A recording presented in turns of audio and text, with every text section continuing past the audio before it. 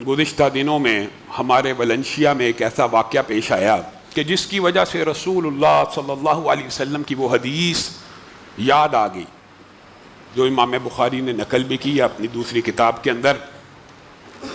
وہ حدیث یہ ہے کہ قیامت اس وقت تک قائم نہیں ہوگی جب تک بندہ اپنے ہمسائے کو، اپنے بھائی کو اور اپنے باپ کو قتل نہ کرے۔ ہمارے ویلنشیا میں مشہور ایک ہاسپٹل ہے، اس کے ایک ڈاکٹر تھے، ان کو ان کے بیٹے نے قتل کیا۔ جس وقت سے یہ خبر سنی، چونکہ وہ کبھی کبھار یہاں پہ بھی جمعہ پڑھا کرتے تھے، اس وقت سے دماغ کے اندر عجیب کیفیت اور یقین نہ آیا۔ سچی بات یہ ہے، اول مجھے بھی یقین نہ آیا۔ میں کہا یہ ممکن نہیں ہے کہ بیٹے نے مارا ہو، شاید پولیس اس کو پھنسا رہی ہو، مطلب ذہن میں یہ خیالات آتے ہیں کوئی جائیداد کا جھگڑا نہ ہو، کسی اور نے نہ کیا ہو۔ لیکن پھر جب رسول اللہ صلی اللہ علیہ وسلم کی یہ حدیث دماغ میں آئی کہ قیامت ہی قائم نہیں ہونی اس وقت تک جب تک بیٹا باپ کو قتل نہ کر دے۔ یہ کیسی تربیت ہے، یہ کیسا معاشرہ ہے؟ اللہ کی قسم، یہ ممبر، یہ مسجد، یہ مدرسے واحد ایسا انسٹیٹیوشن اور ادارہ رہ گیا ہے جو لوگوں کو جرائم سے دور لے کے جا سکتا ہے، جو لوگوں کی اخلاقی تربیت کر سکتا ہے۔ قانون، خوف، گرفت کا یہ بھی انسان کو جرم کرنے سے روکتا ہے، لیکن حقیقت میں جو شے انسان کو گناہ اور جرم کرنے سے روکتی ہے وہ ایک مقتدر اعلیٰ کی ذات ہوتی ہے۔ اس کے سامنے پیشی کا خطرہ ہوتا ہے، اس کے سامنے احتساب کا خطرہ ہوتا ہے۔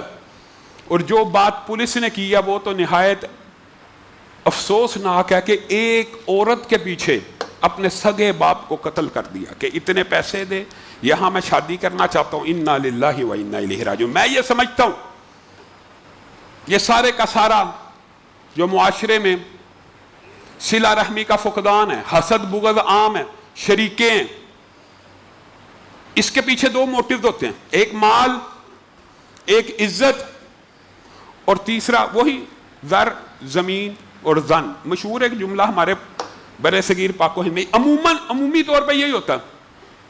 حضرت یوسف علیہ السلام جیسے عظیم پیغمبر کے بھائیوں نے انہیں کنویں میں پھینک دیا تھا حسد کی وجہ سے، حسد کی وجہ سے کہ یہ ہم سے آگے نہ نکل جائے، یہ باپ کو ہم سے پیارا کیوں ہے یہ۔ اور یہاں پہ جو دوسری بات ہے کہ مال فتنہ، عورت فتنہ، یہاں پہ اس بچے نے ایک عورت کے پیچھے اپنے باپ کو قتل کر دیا۔ ذمہ دار کون ہے؟ آج یہ جو تجزیہ میں رکھنا چاہتا ہوں وہ یہ ہے کہ اس کا ذمہ دار ہمارا معاشرہ اور اس کے اندر پھیلی ہوئی برائیاں جو سوشل میڈیا کے ذریعے بعض ایسے جرائم پولیس بے نقاب کرتی ہے، اور وہ کہتی ہے، پولیس کا کہنا ہے کہ اس بچے نے یہ جرم فلاں فلم دیکھ کے کیا، اس بچے نے یہ جرم فلاں ڈرامہ دیکھ کے کیا، کہ اس ڈرامے میں جس انداز میں قتل کی پلاننگ ہوئی اس نے وہاں سے چوری کی ہے۔ بتائیے آپ ان لوگوں کو جرائم سے کیسے روک سکتے ہیں؟ آپ نے ان لوگوں کو مسجد سے متنفر کیا، مدرسے سے متنفر کیا۔ مسجد اور مدرسے کا منہ تو دیکھنا ہی نہیں ہے، صرف ایک قانون ایسی چیز رہ گی جس کی گرفت سے خطرہ ہو، اور جو طاقتور ہے، مالدار ہے، قانون اس کے سامنے زیرو ہے۔ اس کیس کا بھی انجام بظاہر یہی ہے کہ کچھ عرصے کے بعد بچہ باہر آ جائے گا، والدہ کہے گی حامد بھی مر گیا ہے، اب بچے کو بھی مار دو۔ بظاہر یہی ہوتا ہے۔ آپ ہر کیس، بڑے بڑے جو لارڈز ہیں، فیوڈل لارڈز، ان کے کیسوں کو دیکھ لیں، وہ شاہ رخ جتوئی کا کیس دیکھ لیں، کوئی بھی دیکھ لیں، ہم ان کا پرسو نہیں کرتے۔ آپ دیکھ لیں، پوچھ لیں، وہ آزاد ہوں گے، صلح ہو جاتی ہے، معافی مل جاتی ہے۔ تو حقیقت میں اگر آپ چاہتے ہیں معاشرہ صحیح سمت پہ آئے تو مسجد، ممبر اور مدرسے کو عزت دیں اور ان کی بات کے اوپر غور و فکر کریں۔ کیوں آپ مسجد اور ممبر کے خلاف کیوں ہیں پتہ؟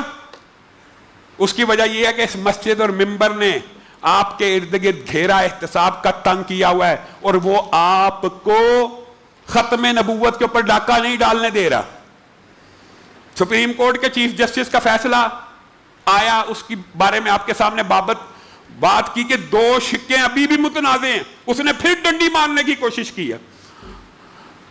اور مسجد اور مدرسے کے خلاف کیوں بولا جا رہا ہے؟ اس لیے بولا جا رہا ہے اگر یہ نہ ہو تو قانون تو فیصلہ تو ہو چکا. اللہ کے فضل و کرم سے علماء نے آپس میں اس بات کے اوپر اتفاق کر لیا کہ اس فیصلے کو ریجیکٹ کرنا ہے.